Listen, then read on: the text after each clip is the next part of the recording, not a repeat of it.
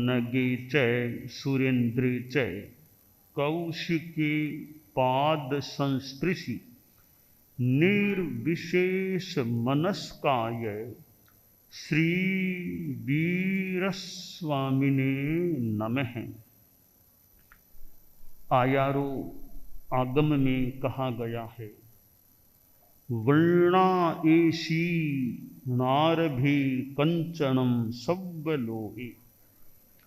ये हमारे आगम तो जैन शास्त्र हैं, प्राकृत अर्धमागधी जो भी भाषा है, और इस भाषा को लोग सब न समझ पाए भले, पर जो हमारी वाणी है, कल्याणी वाणी, उस वाणी का महत्व है। और वाणी में जो बात है उसका तो बहुत ही संभवतः महत्व माना जा सकता है। शास्त्र में कहा गया है, वर्णा एशी, वर्ण आदेशी। वर्ण का मतलब है यश, नाम, ख्याति। वर्ण का दूसरा अर्थ है ये रंग, रूप, रंग। तो यहां शास्त्रकार ने जो वर्णा एशी शब्द का प्रयोग किया है, भाष्य में दोनों अर्थ किए गए हैं कि यश के लिए कोई काम मत करो, कार्य निष्काम भाव से करो, निस्वार्थ या निष्काम भाव से सेवा करो, काम करो।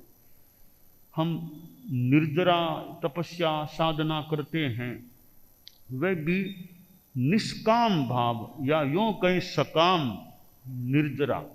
या हमारे यहाँ निर्जरा के दो प्रकार बताए गए हैं, सकाम निर्जरा और अकाम निर्जरा। तो सकाम निर्जरा को अच्छा माना गया है, अकाम निर्जरा को इतना महत्व नहीं दिया गया है संभवतः। यहाँ सकाम का मतलब क्या, मोक्षस्य कामेन से, मोक्ष की कामना से तपस्या करो, और कोई कामना नहीं। 10वें आलियम के 9वें अध्ययन में कहा गया है, नो इहलोगठयाये तब महिठ्यज्जा, नो परलोगठयाये तब महिठ्यज्जा, नो कीर्ति वन्न सद्य शिलोगठयाये तब महिठ्यज्जा, नन्नथ निजरठयाये तब महिठ्यज्जा। इहलोक के लिए तप मत करो, परलोक के लिए तप मत करो, और कीर्ति वर्ण यश आदि के लिए तप मत करो। केवल निर्जरा, उसके सिवाय और किसी लक्ष्य से तप नहीं करना चाहिए। तो यशः कामना से, नाम ख्याति की कामना से, यह धर्म की साधना तपस्या ये काम मत करो। कि जहाँ नाम की भावना जुड़ गई तो थोड़ी मलिनता आ सकती है। तो मेरे कर्म कटे, आत्मा शुद्ध बने, इसलिए हमें तप आदि करना चाहिए।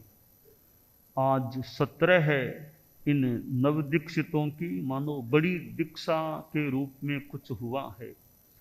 साधु साध्वियों को छेदोपस्थापनीय चारित्र प्रदान किया गया है।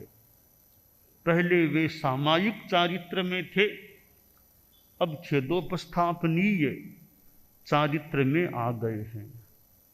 सामायिक चारित्र में थे, थोड़े से वे हमसे भिन्न थे, भिन्न समाचारी जिसे कहें वो नहीं थी, पर किसी रूप में थोड़ी अन्य समाचारी, थोड़ी सी अन्य इसको भिन्न समाचारी न कह करके मैं अन्य समाचारी कहना चाहूँगा। ये अन्य समाचारी में थे।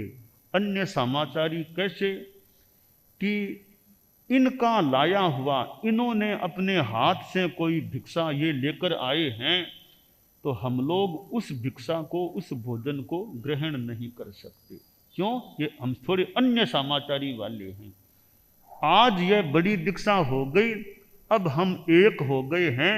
इनका लाया हुआ हम खा सकते हैं, हमारा लाया हुआ तो पहले ही खाते थे, अब इनका लाया हुआ हम भी खा सकते। ये हमारी एकता हो गई है।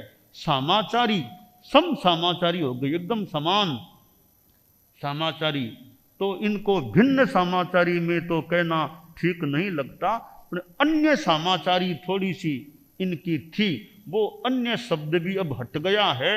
अब एकदम समान समाचारी वाले हमारे साथ मिल गए हैं। तो यह साध समणियाँ भी, हालांकि इनके कोई अन्य कोई समाचारी की बात, सब पहले ही एक थी, अभी भी एक हैं, पर आज थोड़ा और इनको बता दिया गया है। मृषावाद, अदत्ता, दान, मैथुन, कोह, मान, माया, लोभ, राग, द्वेष, इनसे बचने का ध्यान रखने का है। तो यह साधना का जो जीवन है बहुत ही बड़ी चीज है।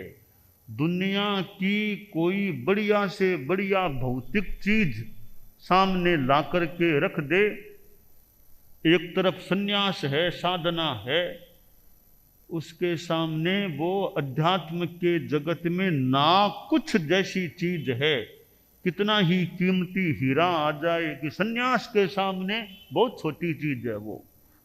तो हमारा ये साधुत्व के प्रति, समणित्व के प्रति जो प्राप्त है, उसके प्रति हमारी आस्था, श्रद्धा, रुझान, आकर्षण, निष्ठा वो बनी रहे कि मेरा संयम रूपी हीरा, यह हीरा हमें मिला है, बहुत बहुत मूल्य वाला या अमूल्य हीरा है। इसकी सुरक्षा के प्रति हमारी जागरूकता बनी रहे कि ये 5 महाव्रत हैं, अगर इनको अलग अलग हीरे के रूप में देखें तो इस एक बड़े हीरे के ही 5 भाग मान लें, संयम रूपी हीरे के 5 भाग मान लें, तो ये एक एक महाव्रत अपने आप में एक एक हीरा, संयम का हीरा, महाव्रतों का हीरा कहला सकता, या हम कह सकते हैं।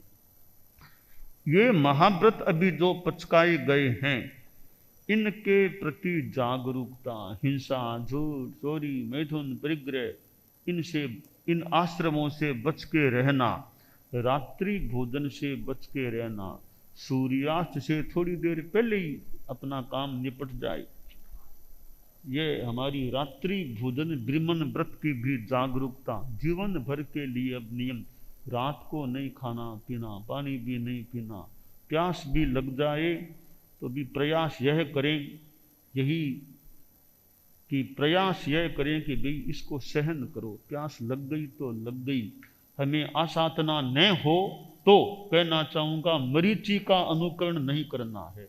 आसाधना न हो जाए प्रभु की, जैसे मरीचि को कहते हैं वो प्यास या गर्मी का परिचय हुआ तो साधुपन छोड़ना पड़ गया, कि वो स्थिति न बने, प्यास लगे तो भी हम सहन कर सके, ये हमारी भावना रहे।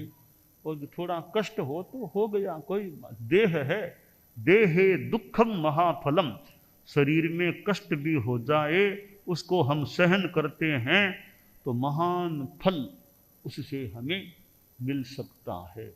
तो ये 5 महाव्रत है। छठा जो व्रत है, इन 6 के प्रति हमारे नवदीक्षित साधु साध्वियों में यह जागरूकता की भावना बनी रहे। चलते समय देख देख कर चलना, जीव जंतु कीड़ा मकोड़ा आदि कोई मर न जाए पांव के नीचे आकर। रात में है तो प्रमार्जन के प्रति यथा विधि जागरूकता, अंधेरा है तो प्रमार्जन किए बिना नहीं चलना। इस प्रकार की जो हमारी रात में भी आंख से भी देखना समणिया है। मान लो ओगा पूंजने की विधि न भी हो तो रात को भी चलना, दिन में भी चलना हो, देख देख कर चलने की। जीव जंतु कहीं पैर के नीचे, दिन में तो देखना ही देखना, रात में भी देखने की भी इधर उधर जाना है कि कीड़ा मकोड़ा जीव जंतु मेरे पैर के नीचे न आ जाए।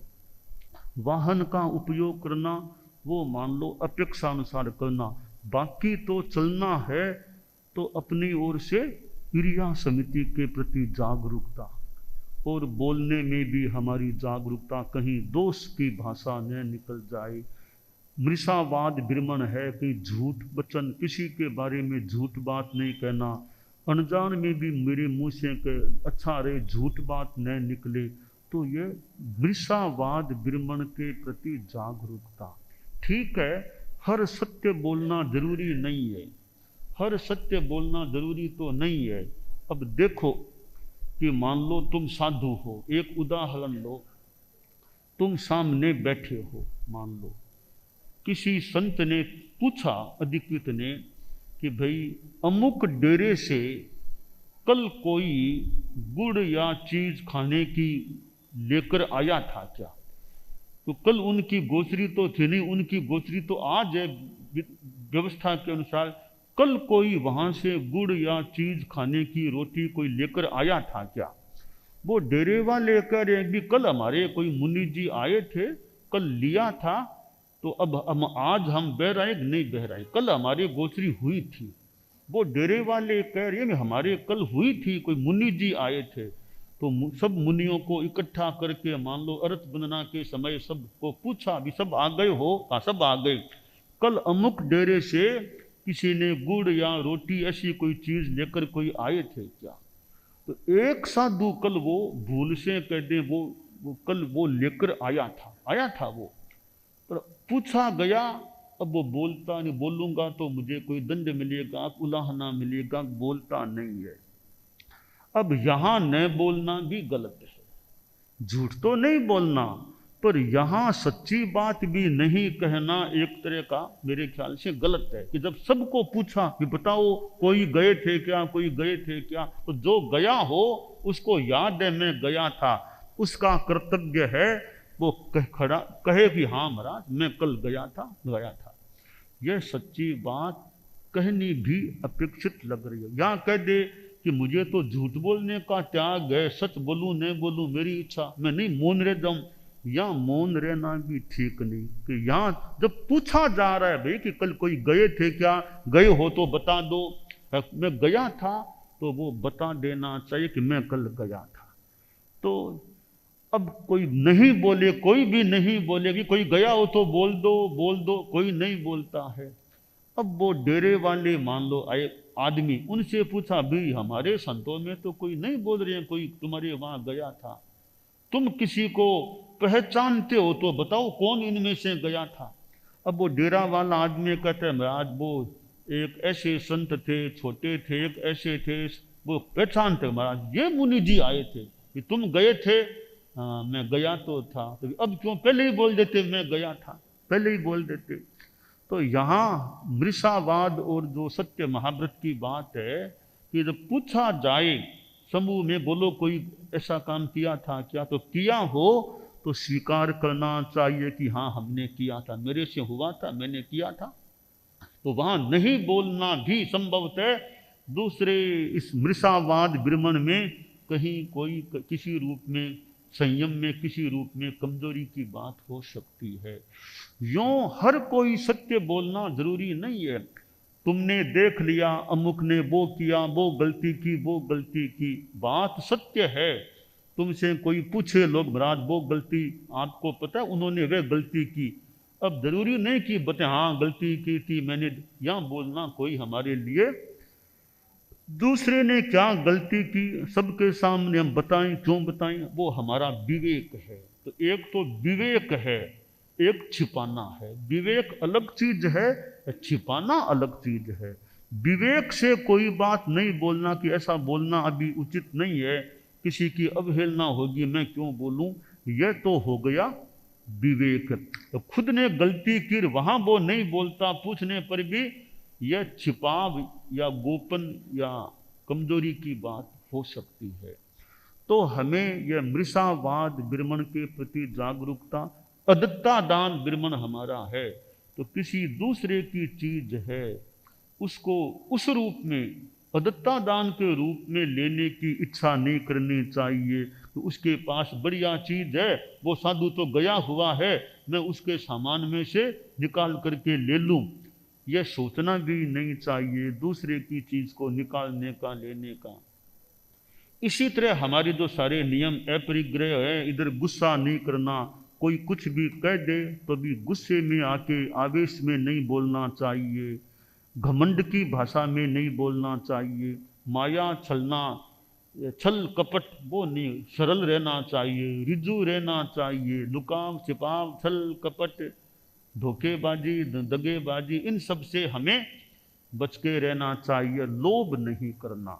लालच लोभ, वो ले लूँ, वो बढ़िया पेन, वो बढ़िया घड़ी, वो बढ़िया बढ़िया का हमारे मन में लोभ आकर्षण वो कुछ नहीं होना चाहिए।